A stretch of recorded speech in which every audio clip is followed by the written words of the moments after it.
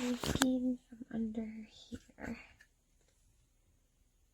And it's hard to tell in the light, but it's created a puddle that goes all the way around the toilet. And it has something to do with the assembly of the pedal, not the way the toilet was installed. We installed this 2 days ago, and it just leaks. So I'm not sure what to do about that. Haven't had it since April 2020 of this year, and it's already starting to leak at the pedestal area.